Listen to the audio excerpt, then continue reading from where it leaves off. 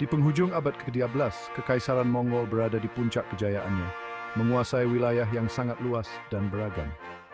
Di bawah kepemimpinan Kubilai Khan, cucu Genghis Khan, kekuasaan mereka membentang dari Samudra Pasifik hingga Eropa Timur, mencakup berbagai budaya dan masyarakat. Tiongkok yang takluk setelah puluhan tahun perlawanan menjadi pusat dinasti Yuan yang didirikan oleh Kubilai Khan sendiri. Dinasti ini membawa perubahan besar dalam administrasi dan budaya. Dari pusat kekuasaan baru ini, Kubilai Khan mengarahkan pandangannya ke selatan, merencanakan ekspansi lebih lanjut. Asia Tenggara dengan kerajaan-kerajaannya yang terpecah belah dan kekayaan eksotisnya memanggil. Wilayah ini penuh dengan sumber daya yang menggiurkan. Keinginan untuk menaklukkan wilayah baru dan mendapatkan upeti terlalu kuat untuk ditolak. Mongol mempersiapkan diri untuk kampanye militer besar. Bangsa Mongol terkenal dengan kehebatan militer mereka yang telah terbukti dalam banyak pertempuran. Pasukan berkuda mereka tak tertandingi dalam kecepatan dan kelincahan, dapat melintasi jarak yang sangat jauh, menghancurkan setiap perlawanan yang menghadang. Mereka adalah ancaman yang tak terhentikan. Para pemanah mereka yang terlatih sejak kecil dapat menghujani musuh dengan anak panah yang mematikan dengan akurasi yang tepat. Keahlian ini membuat mereka sangat ditakuti.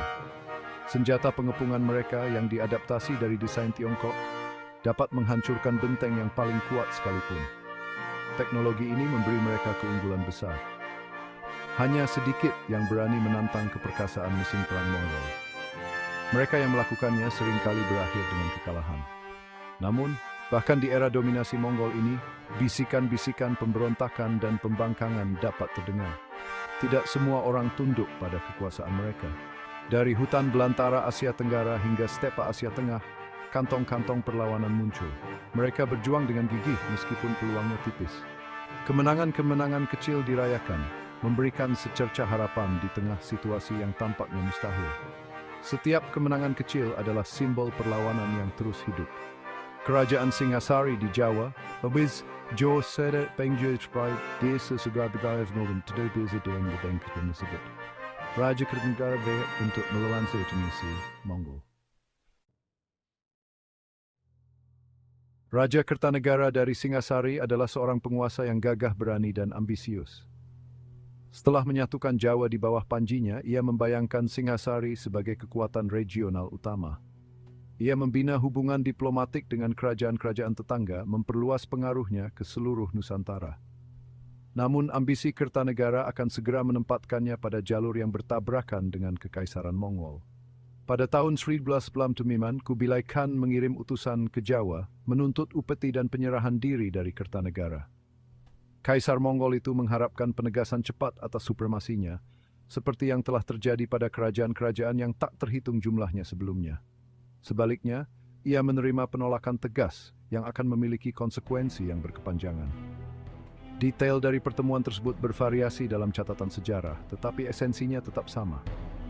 Kertanegara yang marah dengan tuntutan Mongol menolak untuk membayar upeti.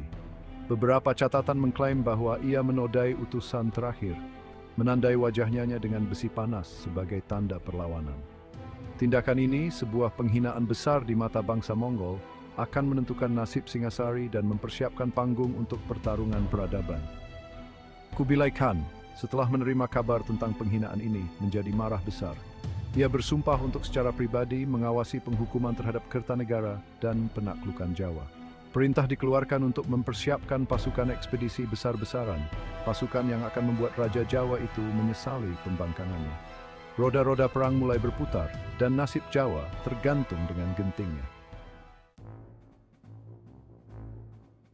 Menyadari bahwa perang dengan bangsa Mongol sudah diambang mata, Kertanegara mulai melakukan persiapan dengan sangat hati-hati dan penuh perhitungan.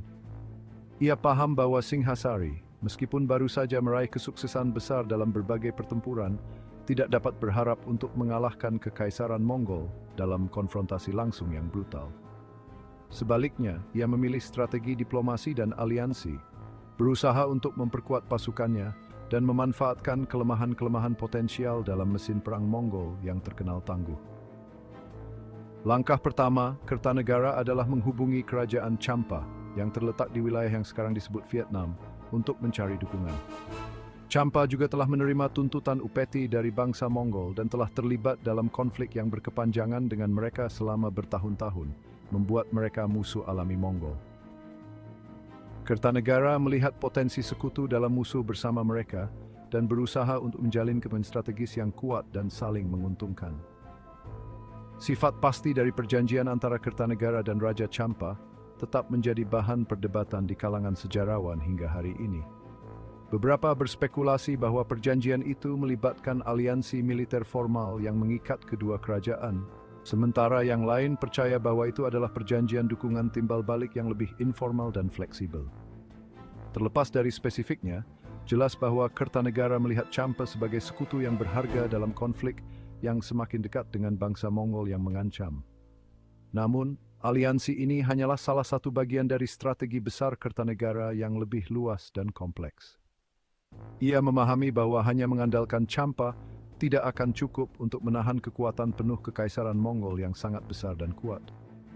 Ia perlu memperkuat pasukannya sendiri dan menemukan cara untuk menyerang jantung pasukan invasi Mongol sebelum mereka dapat mencapai pantai Jawa yang strategis. Hal ini mengarahkannya untuk merencanakan sebuah rencana yang berani dan ambisius, ekspedisi Pamalayu, yang bertujuan untuk mengamankan wilayah dan memperkuat pertahanan.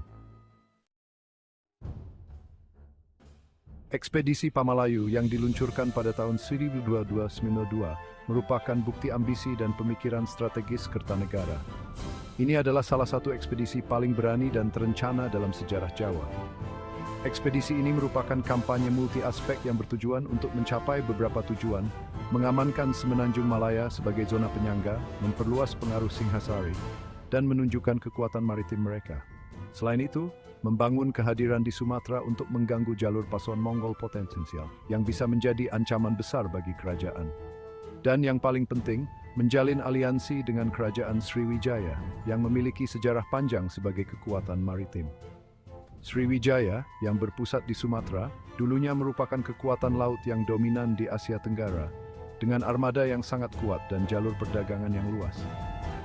Meskipun pengaruhnya telah menurun, Sriwijaya masih memimpin armada yang tangguh dan menguasai jalur perdagangan yang vital, yang sangat penting bagi ekonomi regional. Kertanegara percaya bahwa aliansi dengan Sriwijaya akan sangat penting dalam menghadapi Angkatan Laut Mongol, yang diperkirakan akan memainkan peran utama dalam invasi tersebut. Mongol, dengan kekuatan militer mereka yang luar biasa, adalah ancaman yang tidak bisa diabaikan oleh Kertanegara. Ekspedisi Pamalayu yang dipimpin oleh Jenderal Kepercayaan Kertanegara mendarat di pantai timur Sumatera dengan tujuan yang jelas. Mereka menghadapi sedikit perlawanan dan dengan cepat membangun pijakan di wilayah tersebut, menunjukkan kekuatan dan ketegasan mereka. Apakah mereka berhasil mendapatkan aliansi formal dengan Sriwijaya masih belum jelas, tetapi upaya diplomatik terus dilakukan. Namun, kehadiran mereka di Sumatera mengirim pesan yang jelas kepada bangsa Mongol Kertanegara. Tidak hanya menunggu kedatangan mereka secara pasif. Ia secara aktif bersiap untuk menghadapi mereka dalam pertempuran, bahkan membawa pertarungan ke depan pintu mereka. Ekspedisi ini menunjukkan bahwa Kertanegara tidak takut untuk mengambil risiko besar demi melindungi kerajaannya. Ekspedisi Pamalayu adalah pertaruhan yang berani, risiko yang dihitung dengan tujuan untuk mengacaukan rencana invasi Mongol dan memperkuat posisi strategis Singhasari. Ekspedisi ini menunjukkan ketajaman strategis Kertanegara dan tekadnya untuk melawan dominasi Mongol yang mengancam stabilitas regional. Ekspedisi ini menunjukkan ketajaman strategis Kertanegara dan tekadnya untuk melawan dominasi Mongol.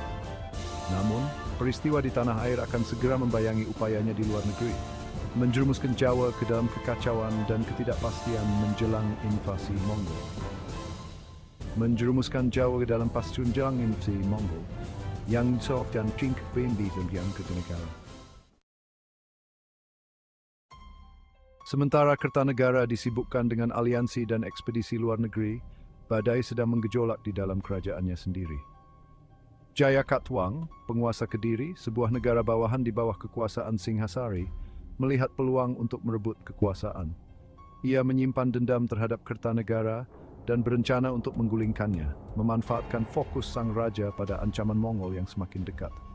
Kesempatan Jaya Katwang datang pada tahun 902 ketika sebagian besar pasukan militer Singhasari terlibat dalam ekspedisi Pamalayu.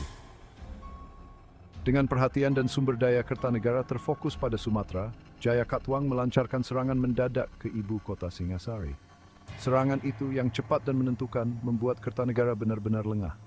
Sang raja, menurut beberapa catatan, sedang asik dalam ritual tantra, meyakini dirinya tidak terkalahkan. Apakah kisah ini benar atau hanya karangan belakangan untuk mendiskreditkan raja yang jatuh? Hasilnya tetap tidak terbantahkan. Pasukan Jayakatwang mengalahkan pertahanan ibu kota Singhasari, secara efektif mengakhiri pemerintahan Kertanegara dan menjerumuskan Jawa ke dalam kekacauan.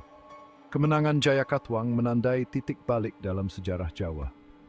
Kerajaan Singhasari yang dulunya perkasa, yang hampir berhadapan dengan Kekaisaran Mongol, kini kehilangan pemimpin dan terpecah belah. Invasi Mongol yang semakin dekat, yang dulunya merupakan ancaman, jadi krisis eksistensial yang segera terjadi.